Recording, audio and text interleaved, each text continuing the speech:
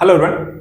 भारत में तेजी से बढ़ते ओटीटी प्लेटफॉर्म्स और इन प्लेटफॉर्म्स पर अश्लील सामग्रियों के कारण लगातार विवाद और चर्चा का विषय बना रहता है। ऐसा ही हाल ही में the India got talent show में देखने को मिला, जब यहां पर समय रैना, रणवीर अलाहाबादिया, अपूर्व अकीजा जैसे लोगों के द्वारा कुछ ऐसे ही भद्दे कमेंट किए गए, जिसको लेकर के मामला इतना बढ़ गया कि कई राज्यों में यहां पर एफआईआर इनके विरुद्ध दर्ज की गई। मामला सुप्रीम कोर्ट में यहां पर सुना गया और सुप्रीम कोर्ट ने भी यहां पर इन कमेंट्स को लेकर के इनकी आलोचना की। साथ ही सरकार को कहा कि आप ओटीटी प्लेटफॉर्म्स के रेगुलेशन के लिए अपने कानूनों को कड़ा करें, अन्यथा हम यहां पर जरूरी कार्रवाई करेंगे।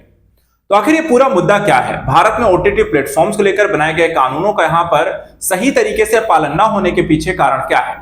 समय रैना, रणवीर अलाहाबादिया, अपूर्व अकीजा या एलटी बालाजी जैसे यहाँ पे जो प्लेटफॉर्म और यहाँ पे लोगों के द्वारा शो किए जाते हैं, वो यहाँ पर भद्दे कमेंट, पोर्नोग्राफिक जैसे विषयों को प्राथमिकता देते हैं, जिससे विवाद लगातार बन जाता है, जो समाज पर दुष्प्रभाव भी डालता है।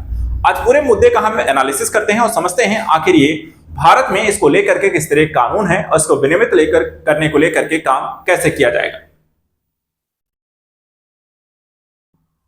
देखिए, अश्लील कमेंट को लेकर के यूट्यूबर अलाहाबादिया को सुप्रीम कोर्ट ने फटकार लगाई। कहा कि इनके दिमाग में गंदगी है और इन पर एक्शन आप लीजिए, अन्यथा हम यहां पर एक्शन लेंगे, ऐसा सुप्रीम कोर्ट ने अपनी सुनवाई के दौरान कहा है। आखिर पूरा मामला क्या है, तो पूरे मामले को समझने के लिए हम इस पे डिटेल से चर्चा कर लेते हैं। देखिए, यहां पे अश्लील सामग्रियों को लेकर के प्लेटफॉर्म्स में काफी सारे कंटेंट आते रहते हैं।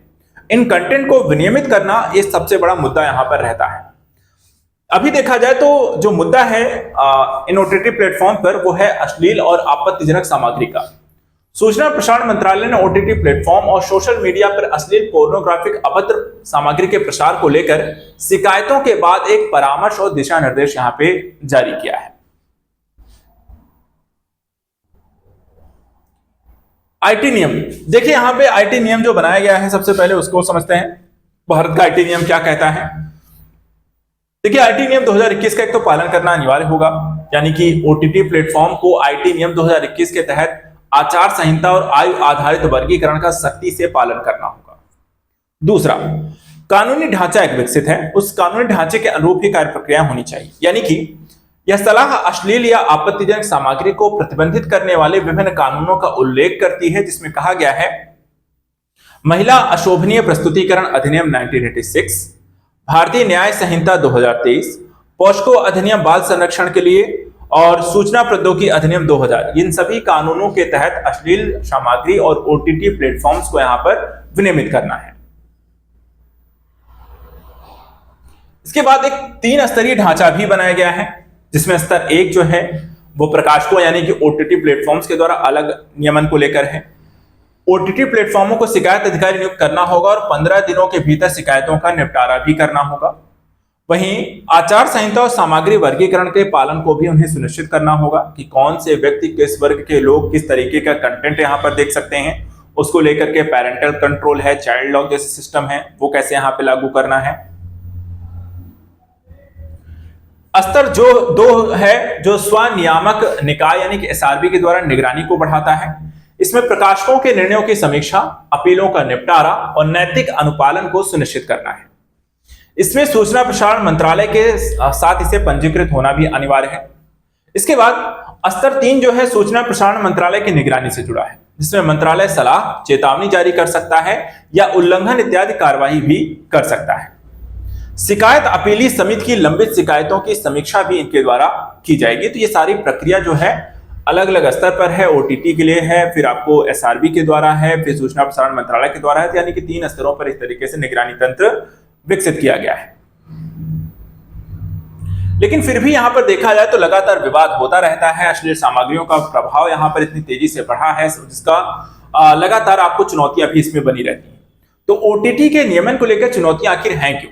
सबसे पहले देखिए, स्वतंत्रता और नियमन के बीच संतुलन की स्थिति नहीं बन पाती है कई बार, यानी कि अत्यधिक अगर नियम बना दिया जाता है तो इससे जो स्वनियंत्रण है वो बढ़ जाता है, और जब स्वनियंत्रण ही बढ़ जाता है तो कई बार आप रचनात्मकता आपकी प्रभावित हो सकती है, यानी कि आप बहुत सोच विचार किया ये सही रहेगा, नहीं रहेगा, रहेगा नहीं रहेगा, उस चक्कर में बहुत सारी चीजें आप कट करना शुरू कर देते हो और आपकी क्रिएटिविटी प्रभावित होती है।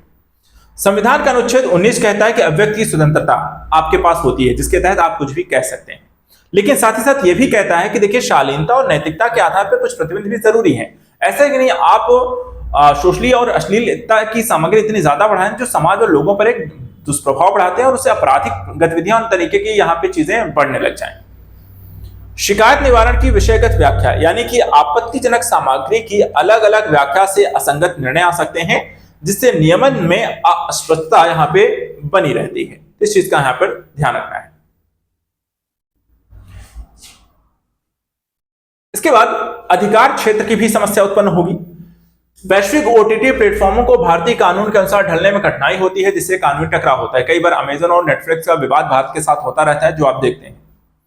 सेंसरशिप लेक को लेकर भी चिंताएं हैं, यानी कि सरकार अत्यधिक अगर दखलंदाजी करेगी, नियमों की अस्पष्टता बनी रहेगी, राजनीतिक पक्षपात बढ़ेगा, तो इससे चिंता बढ़ेगी कि अभिव्यक्ति की स्वतंत्रता आपकी प्रभावित होगी, उस पर कंट्रोल बहुत ज्यादा हो जाएगा।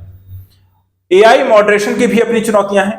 एआई को लेकर देखा, यानी कि स्वचालित सामग्री मॉडरेशन कभी कभी संस्कृति और संदर्भ को सही ढंग से नहीं समझ पाता है, जिससे कई बार अनुचित प्रतिबंध भी लगा दिए जाते हैं।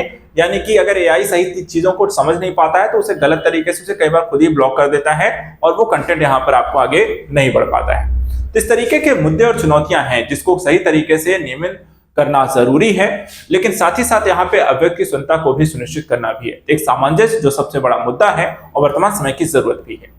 फिलहाल आज के करंट न्यूज एनालिसिस में इतना ही। ऐसे ही डेली वीडियोस के लिए आप हमारे साथ लगातार जुड़े रहें। Thank you so much and good night.